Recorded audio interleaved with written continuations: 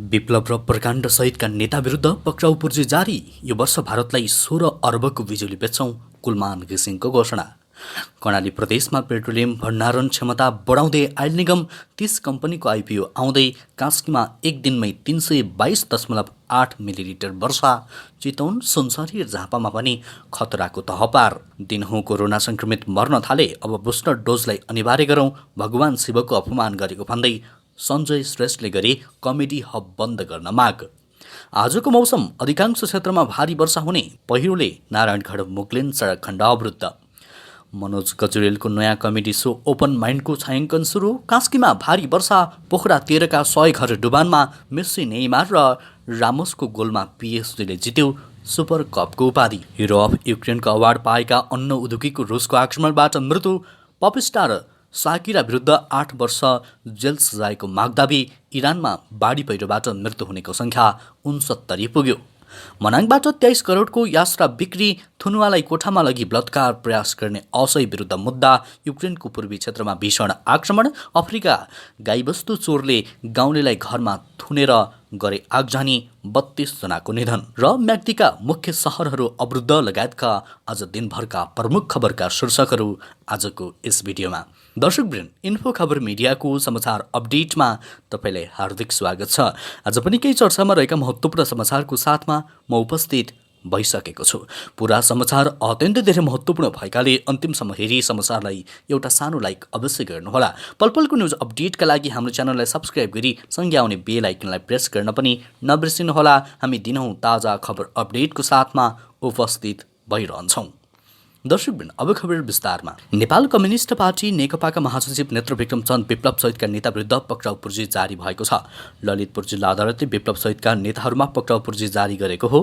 अदालतले विप्लव सहित खड्कबहादुर विश्वकर्मा प्रकाण्ड, मोहनबहादुर कार्की, टेकबहादुर केसी, भरतबहादुर बम, पदमबहादुर राई, सन्तोष बुढा मगर, नवीन विश्वकर्मा, उदयबहादुर चलाउने लगायत विरुद्ध विभिन्न कसुरमा पक्राउ पूर्जी जारी गरेको हो। उनीहरू विरुद्ध हात हतियार, खर खजना, विस्फोटक पदार्थ विस्फोटन गराई कर्तव्य ज्यान गरेको राज्य विरुद्धको अपराध, हात हतियार तथा विस्फोटक पदार्थ सम्बन्धी कसुर गरेको लगायतका मुद्दाहरू रहेका छन्। उनीहरूलाई 35 दिनभित्र अदालतमा उपस्थित हुन भनिएको छ। उपस्थित नभएमा मुलुकी फौजदारी कार्यविधि संहिता 2074 को दफा 65 बमोजिम हुने पूर्जीमा उल्लेख गरिएको छ। 21 फागुन 2077 मा तत्कालीन केपी ओलीले नेतृत्वको सरकारसँग 3 बुँदे सहमति गरेर विप्लव समूहले हिंसात्मक गतिविधि त्यागेको थियो।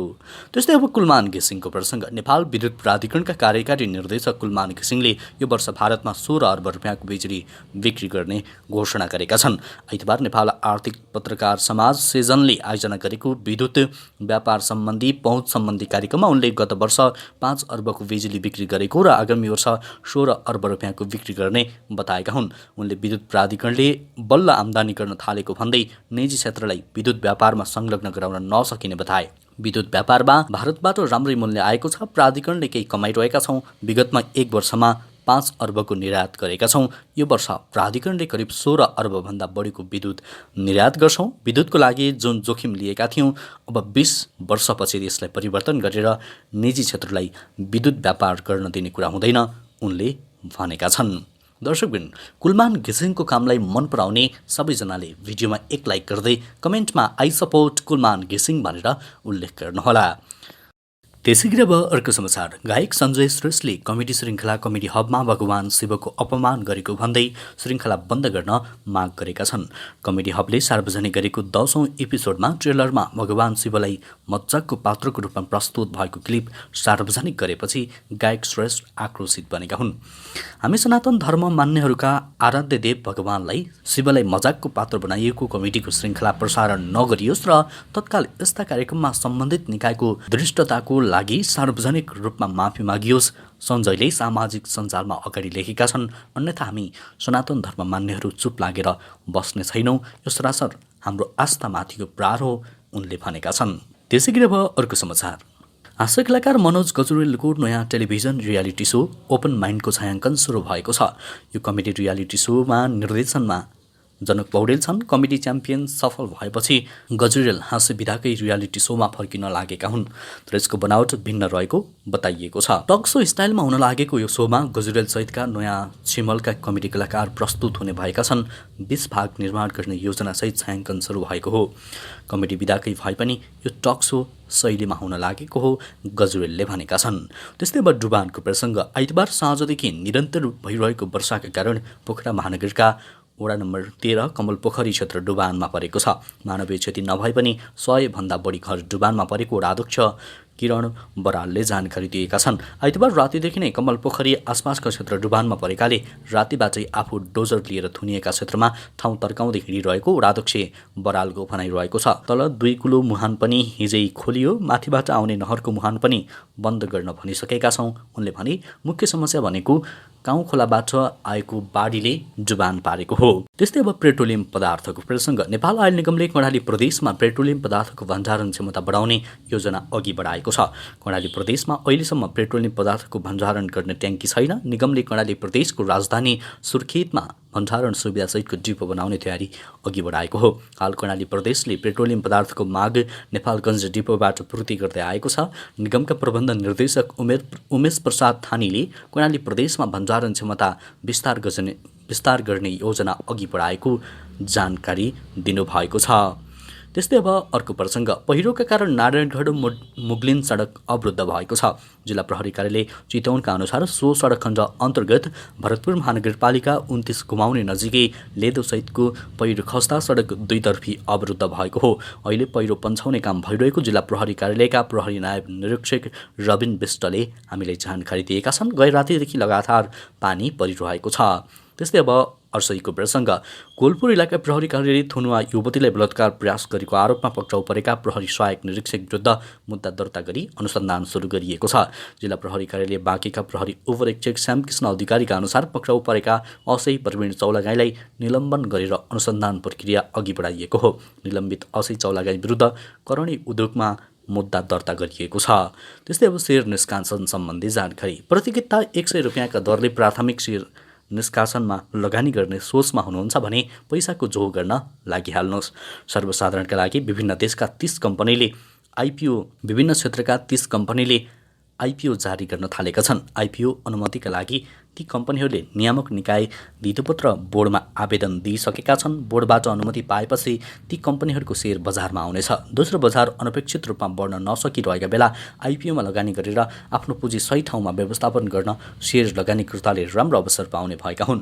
धितोपत्र बोर्डबाट अनुमति पाएको 2 महिनाभित्र सेयर निष्कासन गरिसक्नुपर्ने कानुनी व्यवस्था छ। यसका आधारमा अबको 2 महिनाभित्रै 2 दर्जनभन्दा बढी कम्पनीको आइपिओ बजारमा आउने जानकारहरू बताउँछन्। आइतबारसम्म धितोपत्र बोर्डमा आवेदन दिएका विभिन्न क्षेत्रका 30 कम्पनीले 6 अर्ब 64 करोड 65 लाख 51,400 रुपियाँ बराबरको आइपिओ निष्कासन गर्न लागेका हुन्। त्यस्तै अब सडक अवरुद्ध भएकै प्रसङ्ग म्याग्दीका मुख्य सडक अवरुद्ध भएका छन्। जिल्ला सदरमुकाम बेनीदेखि अन्तर्जिल्ला र पालिका जोड्ने सडक अवरुद्ध हुँदा जनजीवन प्रभावित भएको छ। वर्षातका कारण पहिरो खसेर सडक अवरुद्ध हुँदा बेनीदेखि लामो तथा छोटो दूरीमा चल्ने यातायात सेवा प्रभावित बनेको जिल्ला ट्राफिक प्रहरी कार्यालय म्याग्दीले जनाएको छ। ट्राफिक कार्यालयका प्रमुख इन्द्रबहादुर नेपालीले बागलुङ बेनी बाहेकका अन्य प्रमुख सडक अवरुद्ध बनेको जानकारी दिए। मालढुङ्गा बेनी जोमसुम र बेनी दरवाङ सडकको ठाउँमा पहिरो खसेर अवरुद्ध बनेको उनले बताए। म्याग्दीलाई राष्ट्रिय राजमार्गसँग जोड्ने मालढुङ्गा बेनी सडकको विभिन्न ठाउँमा पहिरो खसेर गए रातिदेखि सवारी साधन चलेका छैनन्। त्यस्तै अब अर्को प्रसङ्ग नेपालमा कोरोना सङ्क्रमण बढेसँगै प्रत्येक दिन जसो मानिसको मृत्यु भइरहेको छ।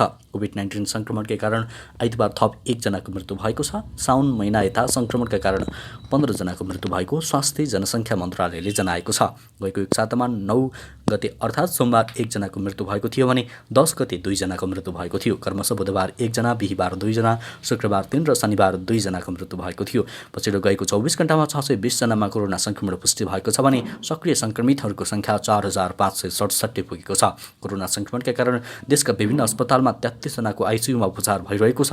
भेन्टिलेटरमा 5 जनाको उपचार भइरहेको छ। त्यस्तै होम आइसोलेसनमा रहेका 4,424 रहेका छन्। सरुवा रोग विशेषज्ञ डाक्टर प्रभात अधिकारीले कोरोना विरुद्धको खोप पूर्ण मात्रा खोप लगाएर 6 महिना कटिसक्दा पनि सरकारले बुस्टर डोज अनिवार्य गरेर अभियान नै चलाउनुपर्ने बताएका छन्। त्यस्तै अब अर्को प्रसङ्ग हिमाली जिल्ला मनाङबाट कम्तीमा 23 करोड 55 लाख रुपियाँ बराबरको यास र गुम्बा बिक्री भएको छ। मनाङमा बाह्य र स्थानीयले सङ्कलन गरेर व्यापारीलाई यास र गुम्बा बिक्री वितरण गरिन्छ। आर्थिक वर्ष 2078-79मा मनाङमा व्यापारीले सरकारलाई प्रति किलो 31,000 रुपियाँ दरले राजस्व बुझाउँछन्। यास र बाजा मात्रै उक्त वर्ष 36,29,501 रुपियाँ राजस्व सङ्कलन भएको छ।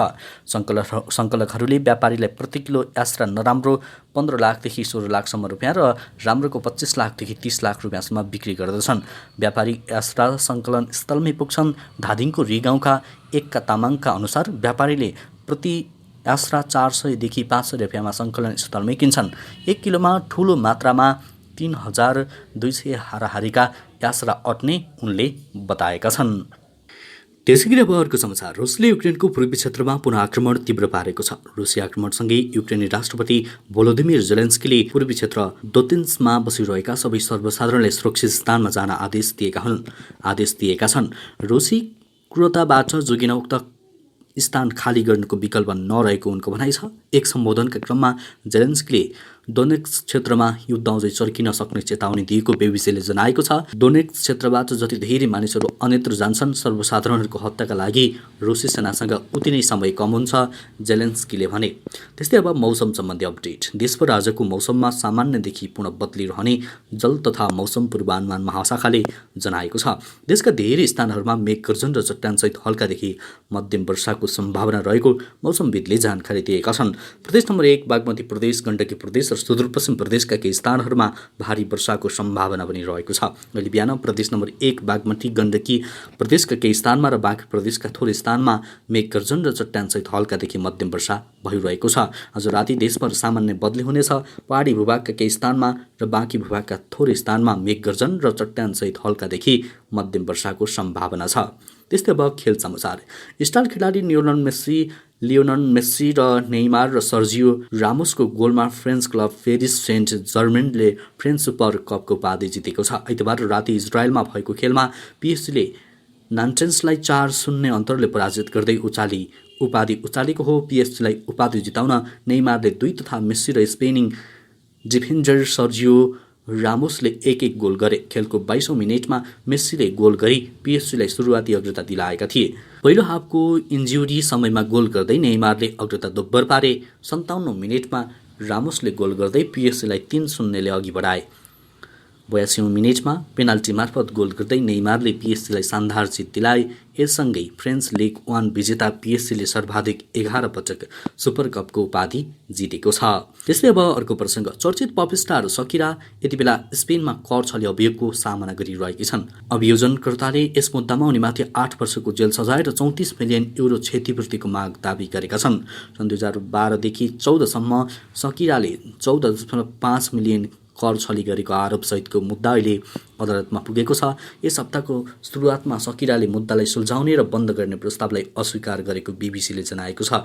सकिराका प्रतिनिधिले एक बयान जारी गर्दै भनेका छन्, आफू निर्दोष हुने कुरामा पूर्ण विश्वस्त छिन् र यो मुद्दालाई उनी आफ्नो अधिकार उल्लङ्घनको रूपमा हेर्छिन्। त्यस्तै अब अर्को प्रसङ्ग। इरानमा 1 हप्ताभन्दा बढी समयसम्म चलेको भारी वर्षाका कारण आएको बाढीले देशभरि मृत्यु हुनेको सङ्ख्या 69 पुगेको छ। बाढी पहिरोका कारण 39 जना घाइते भएका छन् भने अन्य 45 जना हराइरहेका छन्। राष्ट्रिय प्रकोप व्यवस्थापन सङ्गठनका उपप्रमुख नेजाद जहानीले अर्ध सरकारी तासिम न्युज एजेन्सीलाई बताए, देशका 24 प्रान्तका 661 क्षेत्रमा खोज उद्धार र सहायता परिचालन भइरहेको छ। हवस् दर्शकवृन्द, यो खबर सँगसँगै अहिलेलाई के चर्चामा रहेका महत्त्वपूर्ण समाचारको सिलसिला यति नै। हरेक दिन बिहानै ताजा र महत्त्वपूर्ण समाचारको लागि हामीलाई सब्सक्राइब गर्नुहोला। पलपलको न्युज अपडेट लिएर हामी निरन्तर उपस्थित हुनेछौँ। तबसम्मका लागि समाचार कक्षका सम्पूर्ण सहकर्मीसहित म पनि बिदा हुन्छु। तपाईँको बाँकी पल शुभ अनि उत्कृष्ट बनोस्।